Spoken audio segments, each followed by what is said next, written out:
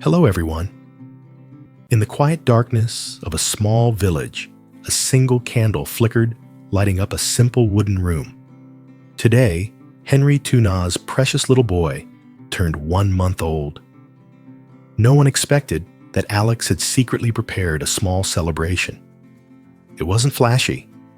It wasn't extravagant, but it was filled with love and care. Every detail of that evening carried Alex's warm smile, his gentle eyes, and a heart full of sincerity. And then, I paused. In the sound of a child's laughter in those hopeful eyes, one question echoed in my heart. Can a heart that has been hurt before one, that has closed itself off from the pain of the past, truly dare to beat with joy once more? This isn't just a story about a simple party. It's a story about trust, about love, and about the rebirth of a heart that once seemed sealed forever. Don't forget to subscribe to the channel, turn on the notifications, and join Tuna on this journey.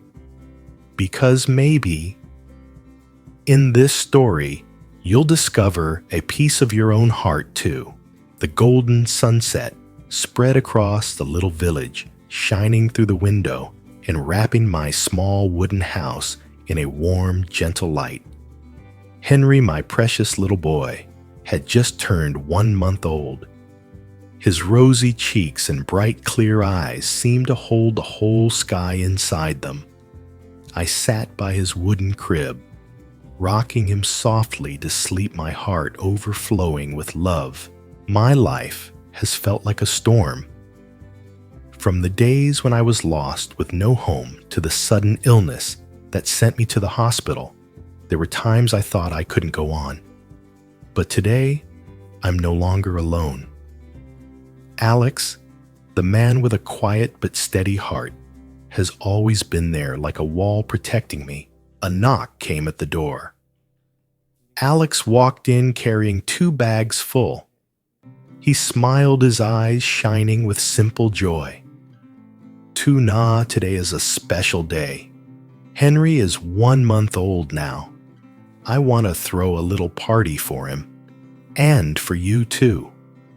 What do you think? I froze, uncertain. A party. With all the struggles we've been through, I never even dared to think of that. Alex, you don't have to. For me, just having Henry is already enough. But Alex shook his head, his gaze both gentle and firm. No, Tuna. Henry deserves a beautiful day, and you deserve to smile.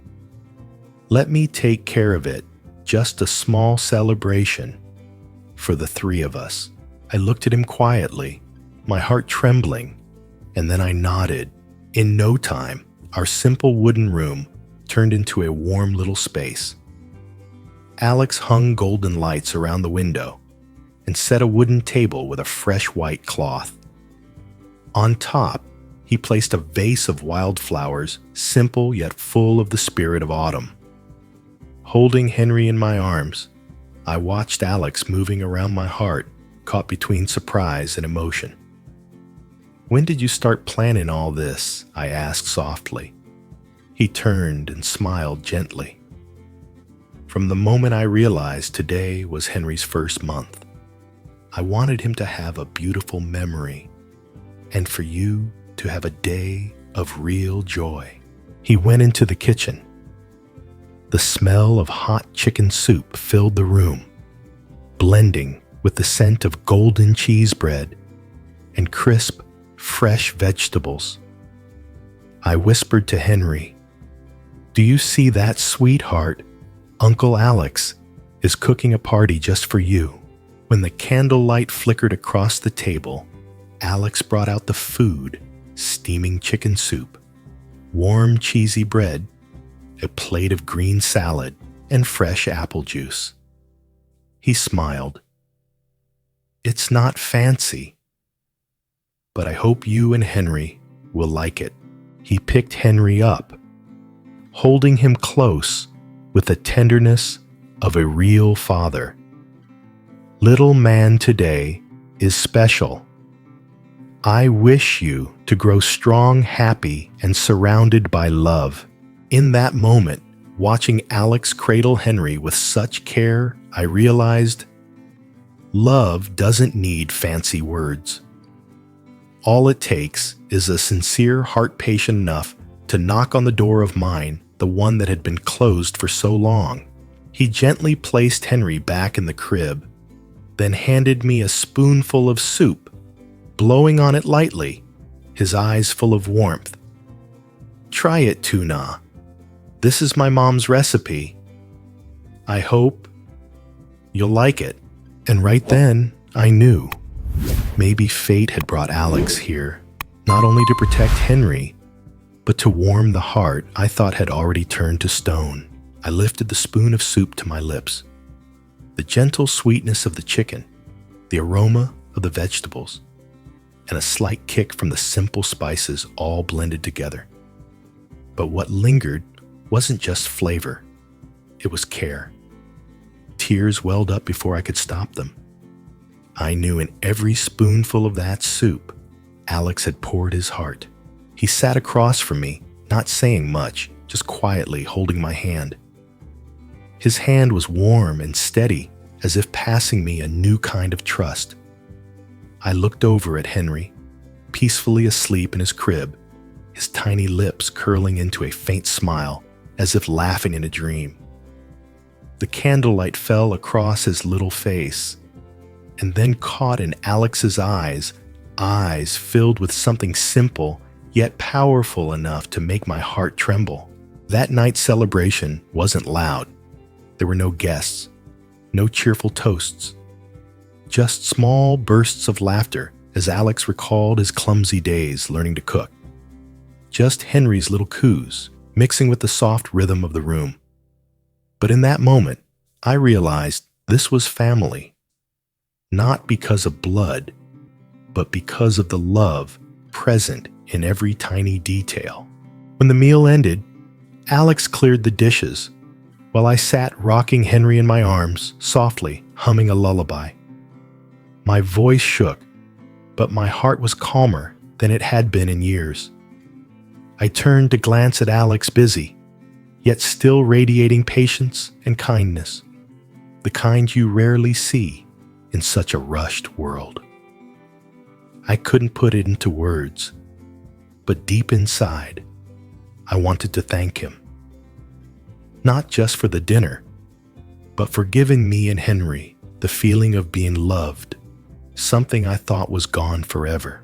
That night, as Henry slept soundly, a door inside me quietly opened. I realized that no matter how harsh life could be, there are people willing to stay, willing to protect. And for me, that person was Alex.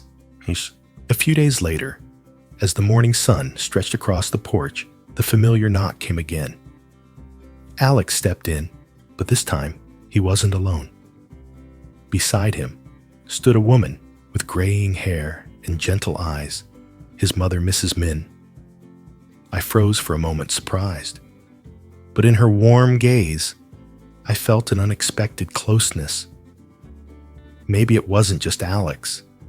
Maybe his whole family was opening their arms to me and Henry. I stood there quietly, my heart stirring. Never did I imagine that after so many storms, I would see even a glimpse of hope, that Henry and I wouldn't just have shelter, but maybe truly a home. At first, I felt a little uneasy. Even though I knew Alex was a sincere man standing in front of his mother, Mrs. Min, my heart couldn't help but tighten.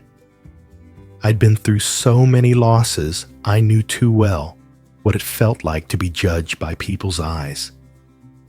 Deep down, I was afraid she wouldn't accept a woman like me, especially one who came with a child that wasn't even Alex's by blood. But that fear quickly faded. Mrs. Min walked closer, her gentle eyes warm like the late afternoon sun. When she held Henry in her arms, her smile lit up the entire wooden room.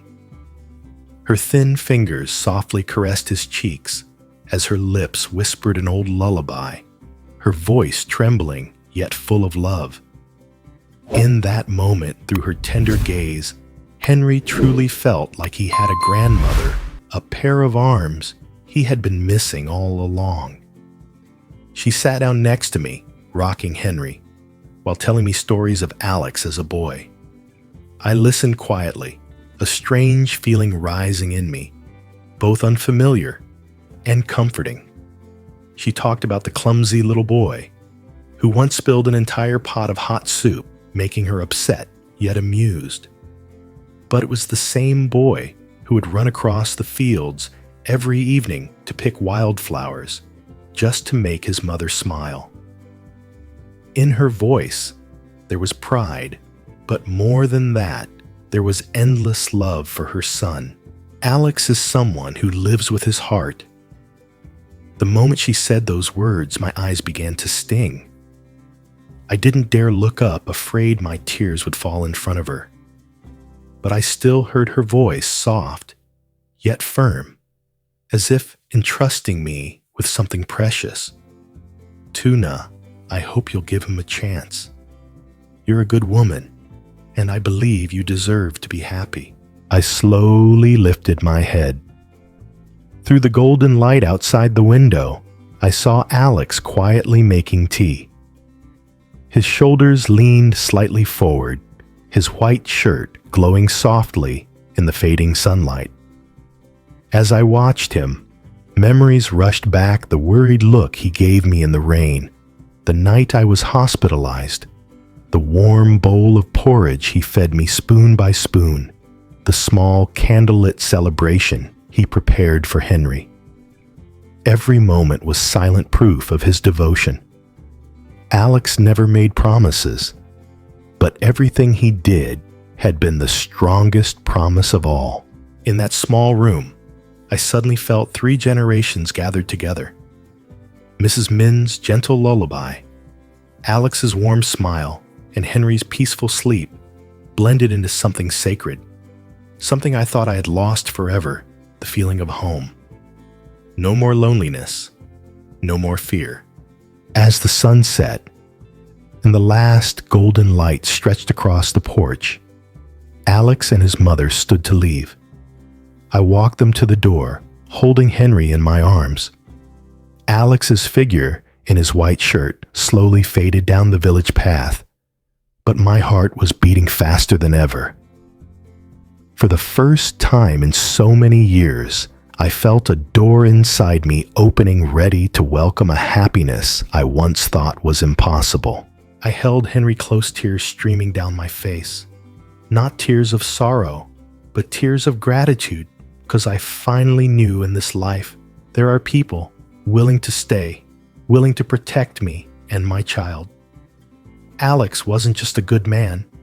He was the light that made me believe happiness still existed. And Mrs. Min, with her kindness, gave Henry the love of a grandmother and gave me the gentleness I had long yearned for. In that moment, I whispered to myself, maybe it's time to be brave again.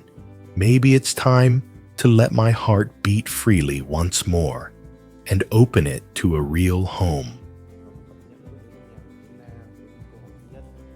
Em có đồng ý làm vợ hay không? Nhưng thực ra người phụ nữ đã từng trải qua bao nhiêu nỗi đau quá khứ, có đủ dũng khí để mà làm thêm một lần nữa, có chấp nhận yêu mà Alex đã dành cho từ ngày đầu tiên mà cùng Alex lên trường mới ở đây học chú bé đi. Câu trả lời phía trước trang sức em khiến mọi người nhận thấy quyết định có thể thay đổi số phận của cả ba.